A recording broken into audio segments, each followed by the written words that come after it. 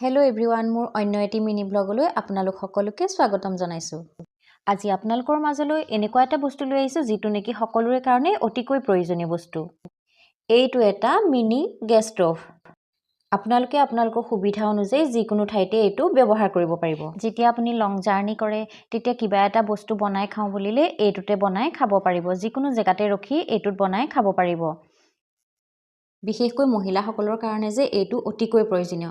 যেতিয়া মহিলাসকলৰ মাহেকীয়া হয়, মই মোৰ নিজৰ কথাকে কৈছোঁ, যেতিয়া মই দুপৰীয়া ঘৰত অকলে থাকোঁ, মাহেকীয়া সময়ত আৰু মোক একাপ চাহ দিবলৈও কোনো নাথাকে, তেতিয়া মই এইটো ইউজ কৰোঁ।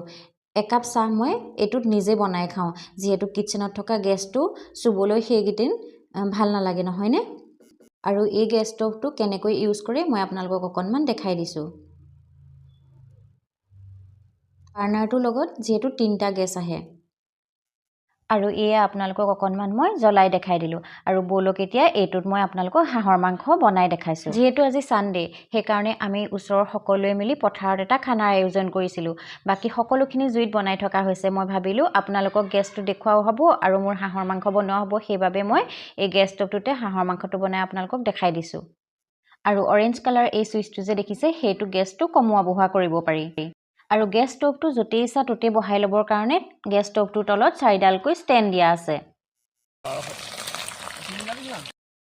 নতুন গেছ ষ্ট'ভটো দেখি মোতকৈ বেছি মোৰ হাজবেণ্ডহে এক্সাইটেড হৈ আছে মাংস বনাবৰ কাৰণে, আৰু সেইকাৰণে তেওঁ গৈ লৰালৰিকৈ মাংসখিনি বনাইছেগৈ। আৰু এইফালে এয়া মাংসখিনি প্ৰায় আধা ফ্ৰাই হৈছে।